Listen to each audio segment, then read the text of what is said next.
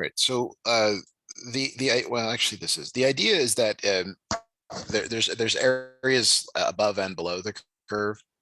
Mhm. So sine looks like this, but because the period has changed based on this, sine of 3 pi/2 is actually down there, because we know that's -1. So the point is this idea of net change is the integral of the absolute value of v of t is one illustration of net change. Okay. It's the dt, which is the total displacement. Okay. So basically you count positive areas positive and negative areas as positive as well.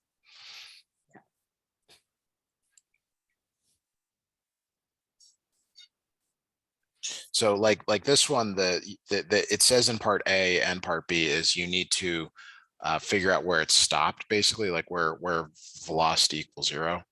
So you have to set the original function equal to 0, and that allows you to figure out where on the interval it switches from positive to negative or negative to positive.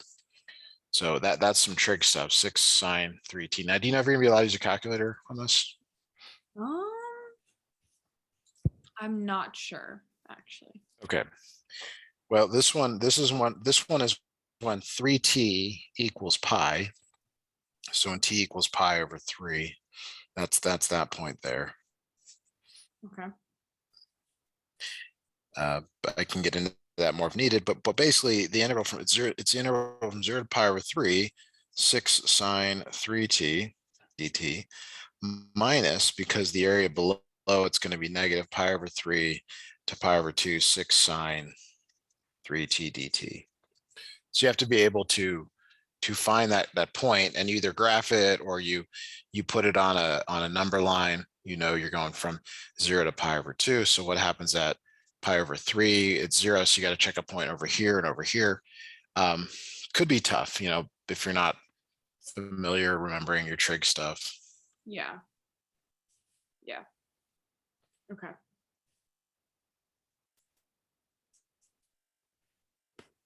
So let's carry this through a little bit further. Let me actually do the integration here. So you got -2 cosine 3t from 0 to pi over 3. Any questions about that antiderivative? And it's always the same antiderivative in both cases. So that's in some ways that's helpful. Minus on minus. 2 cosine 3t evaluated from pi over 3 to pi over 2. So now we just check endpoints. So -2 cosine pi plus 2 cosine 0 plus 2 cosine 3 pi over 2 minus 2 cosine pi. And you will get that overlap when you break it apart, because it's at the same Okay. same point. Mhm. So this is -1, so that's 2 plus 2. This is 0. This is plus 2. So it ends up being 6. Okay. Right. Now that I realize what we're doing, I should have done 4 first because it's a polynomial. It's more clear. Oh, and another thing. Sorry, I didn't. It says, and I didn't read this very carefully. It says for all of these, assume this right here. It says assume that its initial position was at 3. So you're really supposed to take your answer and add it to that. Okay. So take 6 and add 3. Yeah. Okay. Gotcha.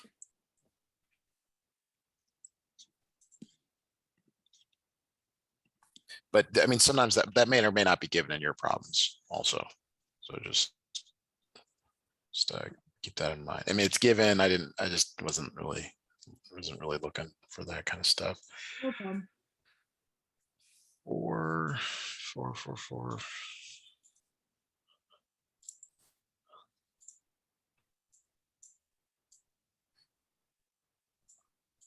All right, so this is like here's what you can't do. You can't just go integral 0 to 2 v of t dt. That's completely wrong. We don't do that. You have to set this equal to 0 and find the places where it crosses, because we know this is some sort of a quadratic. We don't know what it does. We don't know where it crosses, but it crosses there and there. We should be able to find those. So you factor out a 6 from all three,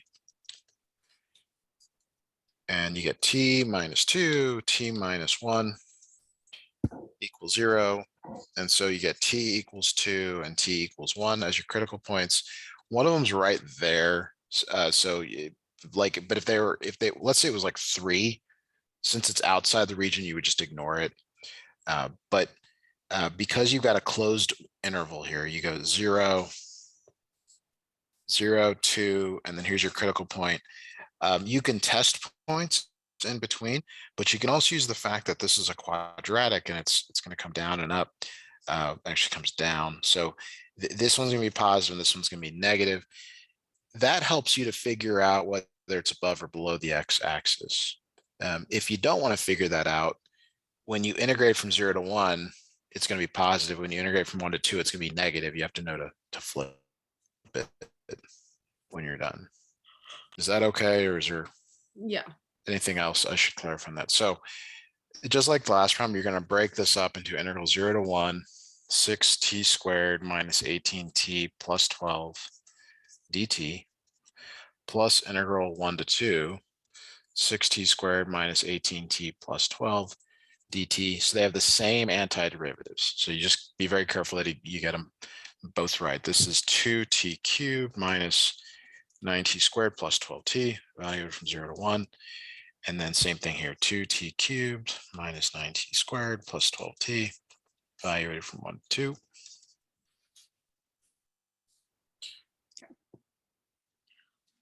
2. Sorry, quick question. On number 2, we did all of that minus, and on this one we're doing. Oh yeah. Plus. Yeah, because I messed up. Oh, okay. Should have been minus because we know it's below. Okay, cool. All right. And that's it's just me not really paying attention here. Okay. So 2 times 1 cubed minus 9 times 1 squared plus 12 times 1.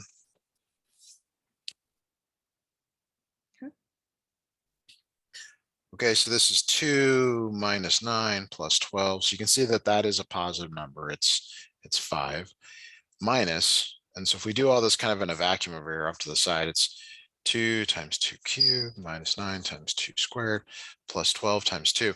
Now we already evaluated it at 1, which is this number here. So you can just stick that in if you want, like for that lower bound, or you can evaluate it again, but it is that number.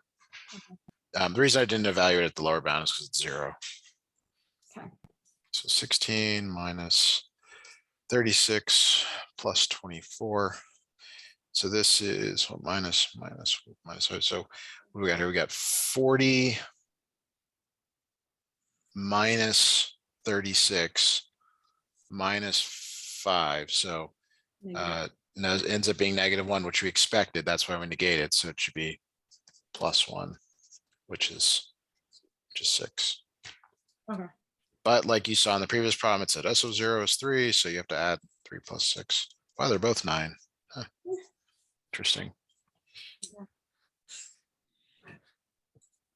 Okay, now the other part of this that I didn't snip in, but I guess could be reasonably asked, like, are you getting questions that are like part A, part B, part C, or are they just like do this? They're just like 1, 2, 3. None of them are related. Okay. Yeah. Okay. So this like says, well, when is the particle moving to the right, to the left? Right means it's positive, left means it's negative, and stop means it's equal to 0. Okay. And that comes from like this sign chart right here that we did. So like from 0 to 1, it's moving to the right, 1 to 2, it's moving to the left, and at 1 and 2, it's neither moving because its velocity was 0.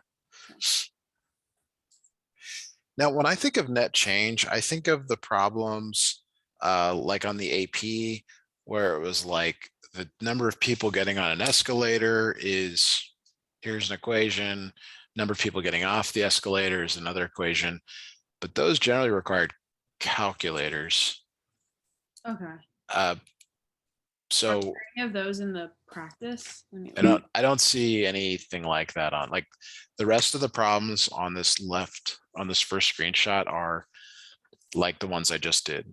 You figure out where it equals 0 and you do things like that. Yeah. Um, Okay. Then we don't have to do the calculator version, because I assume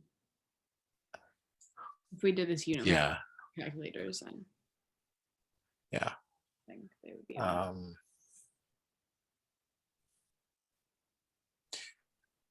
We should do a graph one, maybe like 20. Okay.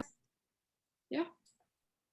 The reason I'm choosing 20 is because you've got the answers to 19 and 17, and 18 isn't really all that interesting.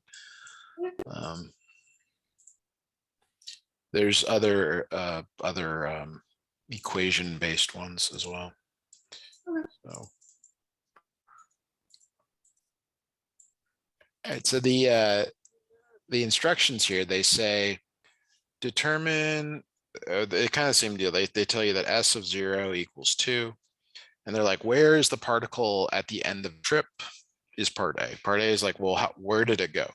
So you're supposed to recognize that from 0 to 2, it's moving right. 2 to 7, it's moving left. 7 to 10, it's moving right. And we need to find that net change, that net result of that. So the integral from 0 to 2, and I'm going to call this, I guess it's v of t dt, is just the area of that triangle. It's 1/2 base times height, which is 3. Okay. In 2 to 7, v of t dt is the trapezoid.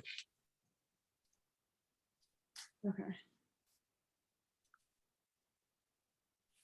So that is 1/2 base 1, which looks like it's 3 plus 5, and the height is 3, but it's below, so you can call it negative. Looks like it's 12, maybe call it negative 12. And then integral from 7 v of t dt, it's another triangle.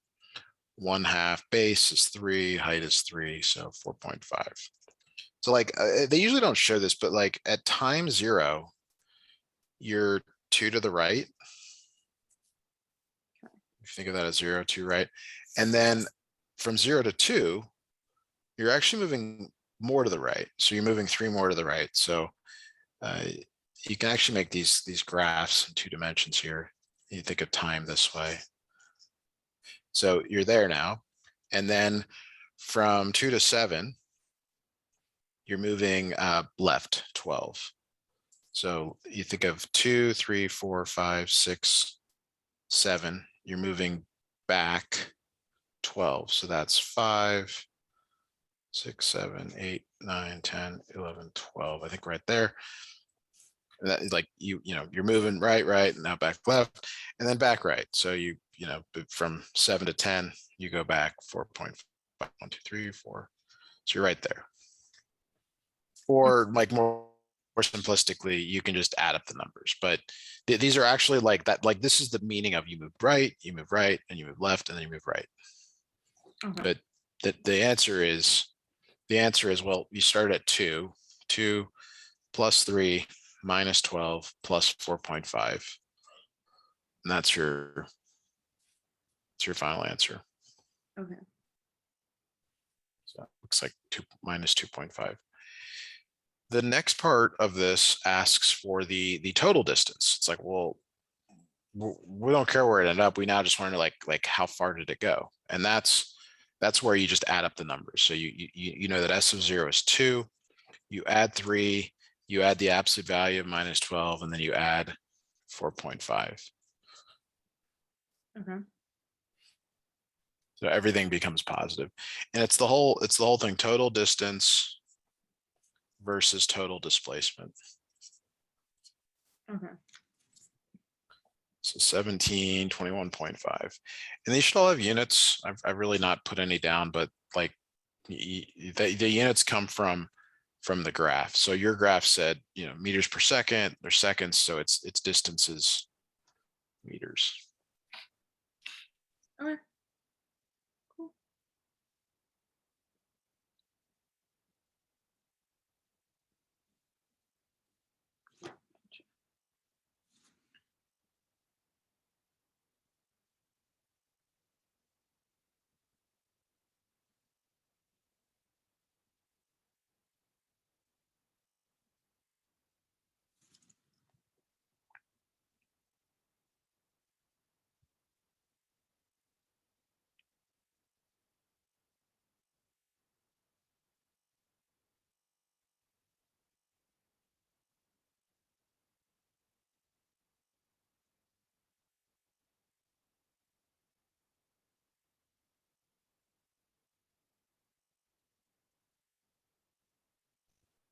Sorry, are you there now? I'm so sorry. Yeah. Yeah. Okay. All right. So I'm looking at the other page. There's 29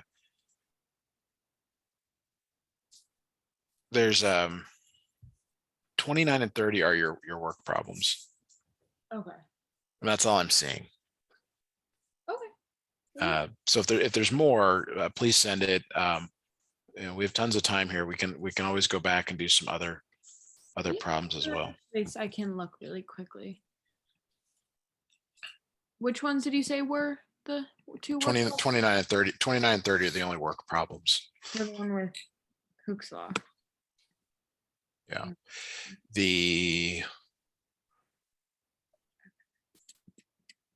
I mean, there really are only two types. There's a spring, and then there's the like a chain. Okay, let me look. Problem. Really, 29 and 30 are actually the same. They're both Hooke's law. F equals kx.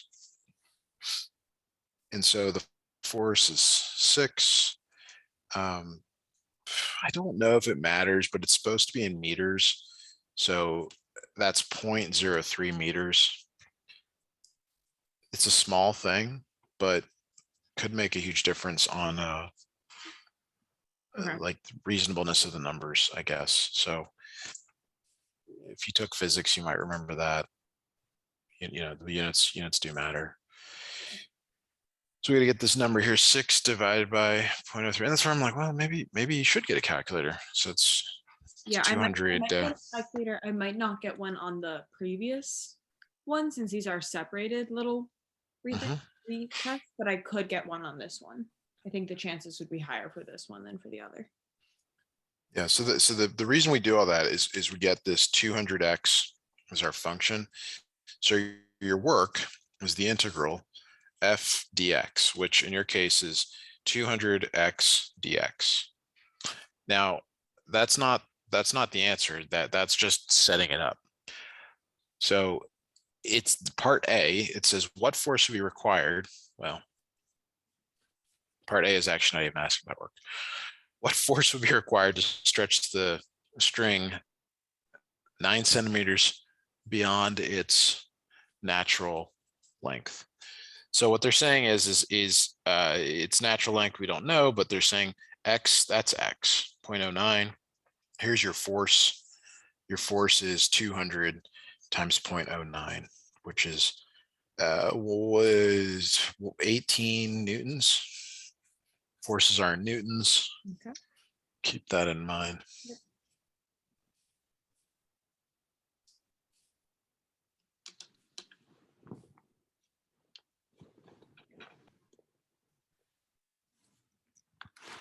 So part B, let me snip that in. It's another.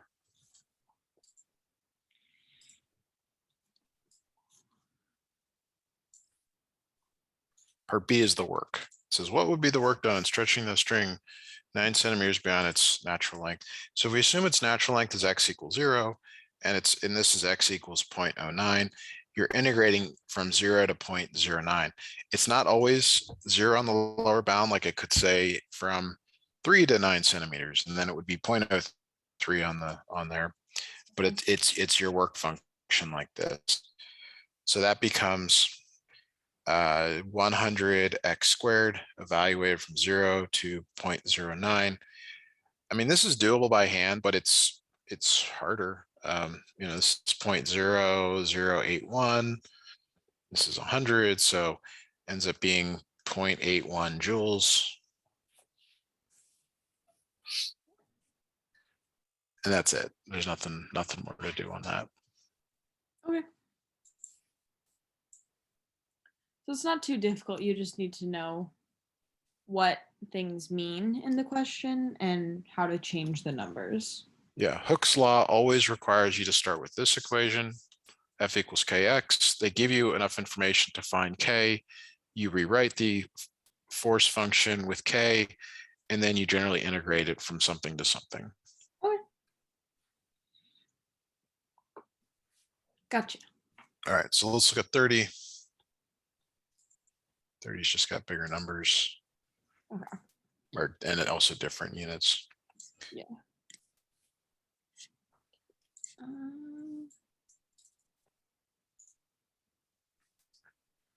Okay. Hooke's law, F equals kx. So they say a 10,000 pound force. So that's your F, 10,000 equals k. And then your length is 12. I'm sorry, from its natural length of 12 inches to a length of 11 inches. So the x is 12 minus 11, 1 inch.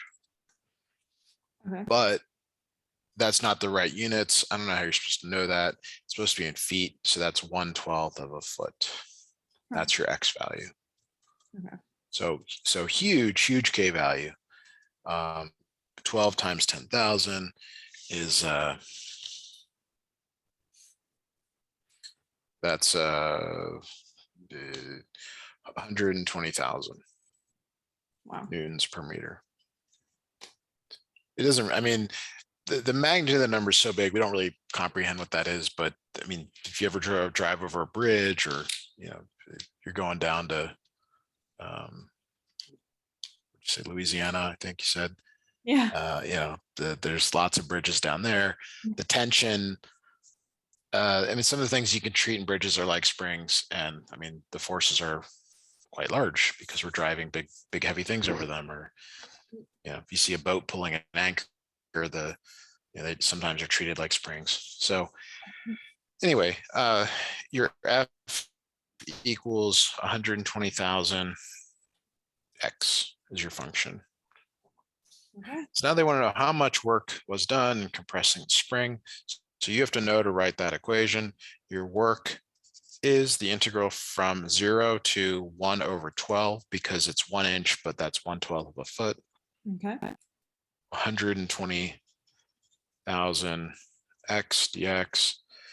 So that's 60,000 x squared, value from 0 to 1/12. 60,000 1/12 squared. It's 1/144. We could reduce that, but again, kind of out of context for a Yeah. oh, I didn't even actually, that I didn't realize this. So A and B are, wow. Okay, so this is the way this is written. They actually want you to like fill that in. They want you to say how much work is done in the first ½ inch. I didn't read that. So it just changes the bounds. It's 0 to half of an inch, which is 0.5/12, or 1/24. Maybe hopefully that makes sense. Why that's right. The second ½ inch is 1/24 to 1/12. Okay.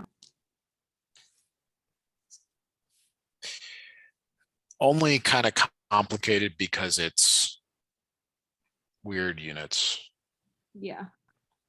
If you take a mechanics class in college, which is physics, you might see this type of problem. Okay. Gotcha. You're an artist. I think you said you do a lot of art stuff. Yeah. Do you ever, and I'm taking away from the lesson, so forgive me, but do you Yeah. ever you ever draw something at like and do you worry about it being like accurate, like meaning like something that's unrealistic, like a child carrying a 1,000-pound thing? Does that ever come into play? Well, I don't really worry about it looking unrealistic if I'm going for that, in the sense. I mean, if I want it to look realistic, then I get worried that it's going to look unrealistic, like when I'm drawing faces Okay. or something. But if I'm Yeah. going for like more of an abstract type of thing, then if I make a little mistake or something, I'm not worried about it looking unrealistic, because that's the point. So I read an article, owls, and how they're always drawn with larger eyes than they actually have, Really? because the owl is associated with Yeah. education and intelligence, but they always make it with really big eyes, and it's not realistic. They don't have huge eyes. Weird. I You think should, it's if you have time, look into it. yeah, I think this is, I mean, at least for me, until hearing this, I've always pictured owls with really big eyes. And I think that's Yeah. also probably because when people like see them, they think their eyes are bigger than they are, because of like the kind of stereotype around them of what they mean. Yeah, visually it's more appealing with the the Yeah, bigger eyes. interesting. Yeah. Yeah. Okay. Do you have some other work problems for us to do, or I can go Yeah. back to net change? I'm trying to, we have this, got a practice exam for this test, and I'm trying to determine which questions are.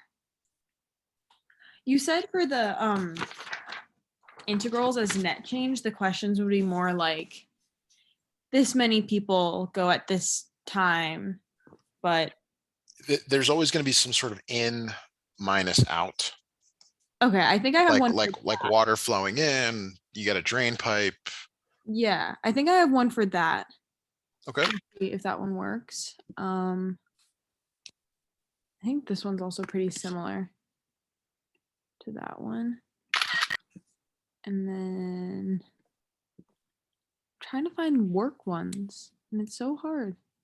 A lot of these are about volume, and I don't think I'm doing, I think that's in this unit, but I don't think I'm taking the retake for that. Yeah, they generally don't cover that. The other type is this it's like you're pulling something over a distance. So velocity of a particle at a like specific position. That's net change. Yeah. That's not change. Okay, should I screenshot that Yeah. one?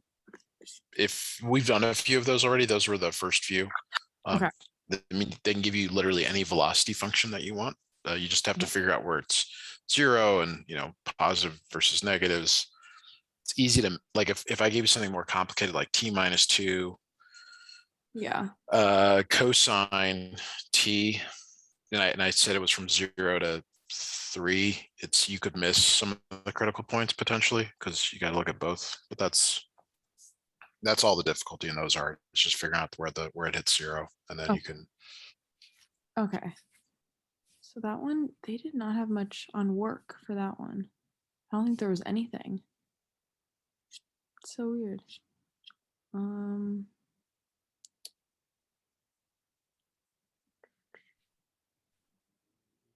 Okay, well, I'll send you these ones, and while they're sending, I'll look for some more work ones to see if Sounds good. there's any. It's so weird that there's no work ones, but that was on the unit. Interesting. Some instructors, they like almost want to scare you into learning something because you think it'll be on the test, and then it's never tested. They're tricky.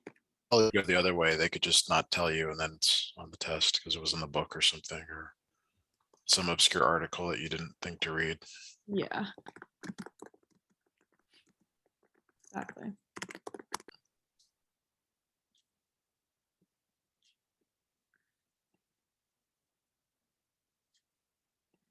Okay, so I don't know if those just sent.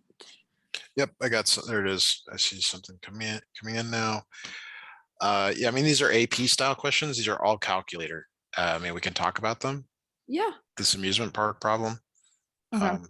But like you would have to have a calculator unless it just says like, hey, just set it up. So let me snip this one in. Yeah. All right, so it says the rate at which people enter an amusement park on a given day is modeled by this equation.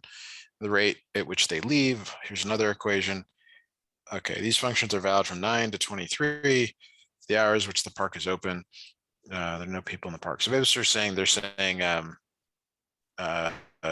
your net, your n of 0 is 0 because there's nobody there when you're starting out. Okay. How many people have entered the park by 5 p.m.? They want you to determine E of 17. No, I'm sorry. How many total? Sorry. They want you to integrate. They want you to integrate from 0, 9, because you start at 9 to 17 E of t dt. And there's no way to do that by hand that's even reasonable. Okay. So that's into my calculator. Well, yeah, you put that in your calculator, or if it just said to set it up, you would show. I think that's clear, but if you wanted to be like even more clear, you would throw this in there. We should graph this and make sure there's no places where it has a anything from 9 to 17 that like isn't smooth. Okay. That's probably just me being a little bit worried, probably unnecessarily on this. Yeah. Well, you never know. Yeah. So the answer is no. There's nothing in our interval that we care about there. Okay.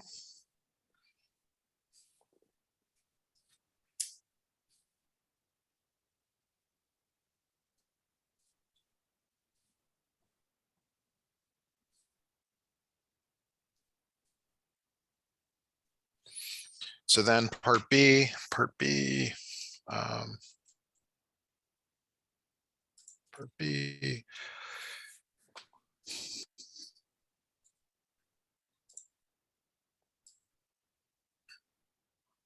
before you saw these problems, did you think in terms of net change when you saw these sort of scenarios unfolding? Yeah, I mean, after you told me, looking like. But these are actually very realistic. Like this is actually, I mean, maybe not the park, but like most things in life, you got things coming in, things coming out. And Yeah. all right, the price of admission ticket to the park is $15, $5 after. How many dollars are collected from admissions to the park on any given day? So you need to know the number of people that came to the park from when it opened till 5 p.m. and you get $15 for each one. Then you get $11 from 17 until when it closes. I have to look back to see when it closes. It closes at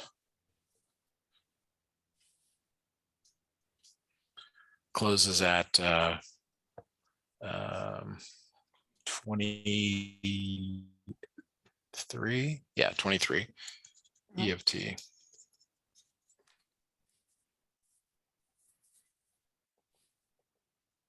And then just plug that into the calculator. Yep.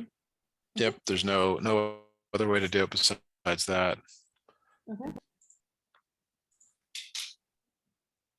So I could get my calculator for both of these, to be honest.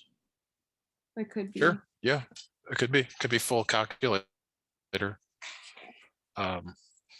It's odd that they wouldn't like tell you or be more specific, like, hey, this is a calculator type problem. Yeah, so I didn't ask, so it's partially my bad, but because these are like on your own, you just kind of, he has them all printed out and you just tell him which one you want to take and then you take it in class.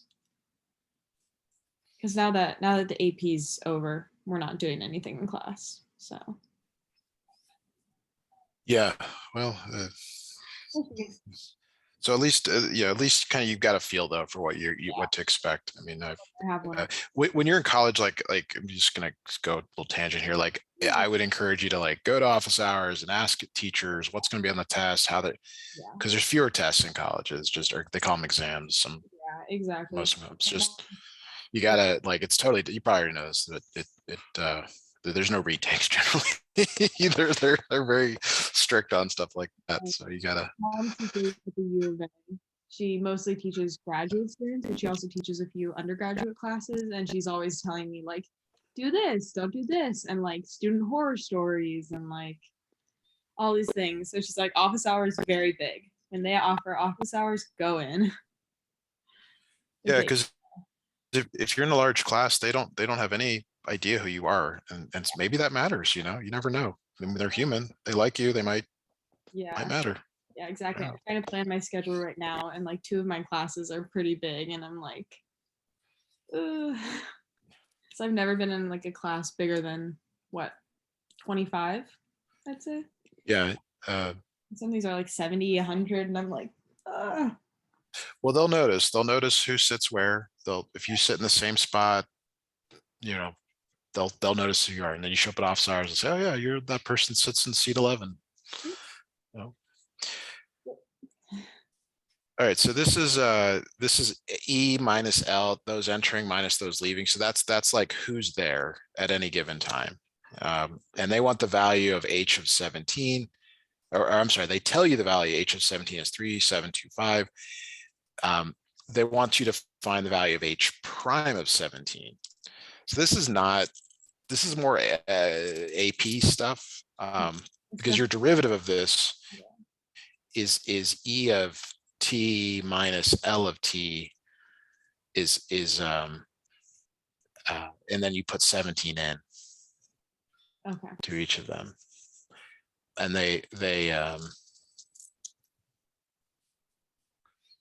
so that they're telling you that there's 3,725 people, and it's either gonna be plus or minus some number for H prime of 17, which you're gonna get here. And that tells you whether more people are leaving or entering. Like, is it going up or down based on people entering Okay. versus leaving? All right, I think we've kind of exhausted this question. We could do this question 2. Did you send any other over, or just that? I sent a few more others that might be work. Could we actually go through this one really quickly? Number 2? Just to see on this one really quickly, because I can't think of how I would do. I would just plug that into the calculator. You put 17 into this equation and 17 into this equation. Oh, okay. Okay. What's I think what's uncomfortable is like, these are rates, even though they're weird, they're just rates. So my guess is that there's more people leaving than entering, so it's negative, which means there's the number of people, like, let's just say it's minus 400. So that Okay. means there's 400 people leaving Yeah. at 5 p.m. Yeah, at 5 p.m. because that's what 17 is. Okay. That's the rate of change. Okay. So they're basically just telling us we don't use what H of 17 equals in any of the equations. We just use the 17. That number is just telling us like the Well, at 5 p.m. there's 3,725 people in the park, but it's now, because of the rate, it's decreasing by 400 people per okay. hour. Okay. Okay. Gotcha. Okay. We can move on. Do you want us to do part D? Do you want us to move on? We can move on. Okay. And do you want us to do this particle moving along thing, Is it or something else? similar to the one we just did? It's more similar to the first 2 questions we did today. You figure out where it hits. But there's kind of a mixture, like some of it's derivatives, some of it's integrals. That's why it's complicated, because it's AP stuff. All right. Let's try it. So they tell you P of 0 is 5 for that one, and then they tell you that Q of 0 is 10, and they want the positions of both particles at time t equals 1. So they're giving you velocities, they're giving you rate of change. So for P, you have to integrate from 0 to 1 Vp of t dt, which would be done on your calculator, but then you also need to add its initial position. You have to do 5 plus that. Okay. For Q, it's the same deal. It's 10 plus integral 0 to 1 Vq of t dt. So positions means integral. Okay.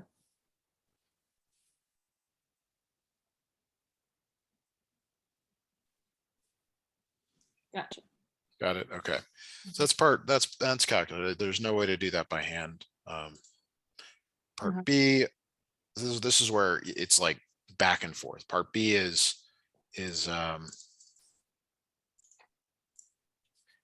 they're moving toward each other or away from each other at time t equals 1. So you have to well, we talked about, I think we talked about this, but P is 5. So here's the origin. 1, 2, 3, 4, 5. So here we'll consider this the origin.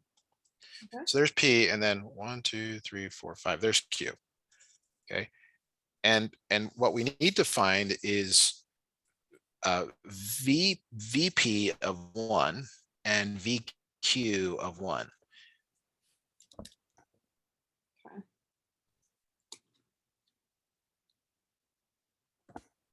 Gotcha. So we actually have to get those values, and you got to be in radians, not degrees. So sine of 1 is 0.84. So that means it's moving right. And VQ is, what's VQ? Ugly thing here. Minus 0.8 times 1.25. So it's -1. So it's moving left. But there was this added like little complexity to this, which we needed the answers to part A from, because it would appear that one is moving right and one is moving left, but we don't know how far they've gone. So we have to keep that, like, we don't know if they've passed each other, because if they passed each other, then they're moving away from each other. Yeah. And so you get that from part A. Part A tells you, like, because this is at time 0. We don't know where they are at time 1. So we actually need those answers to part A. Okay. Yeah.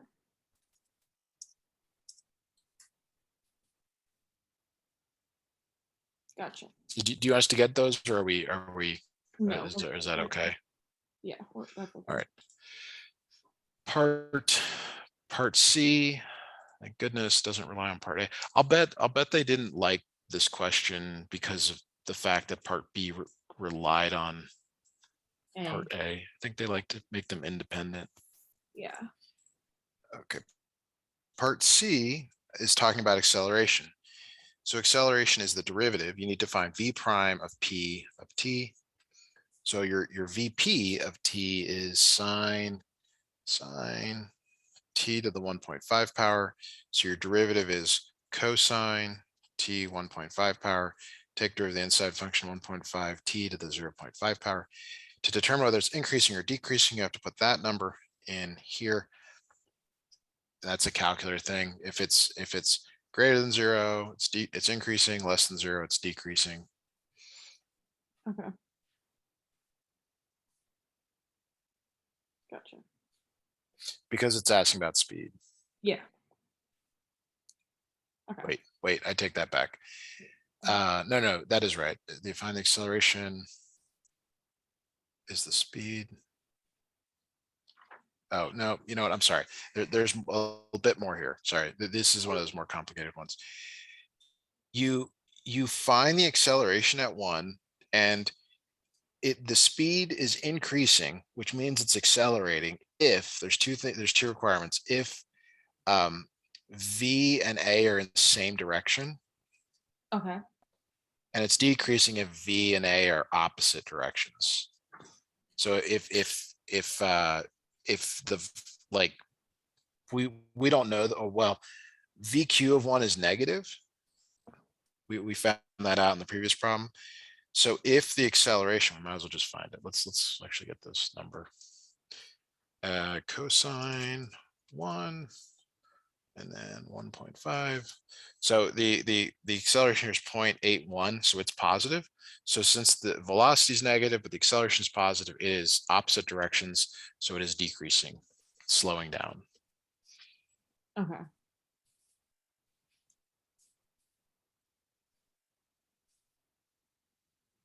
Tricky.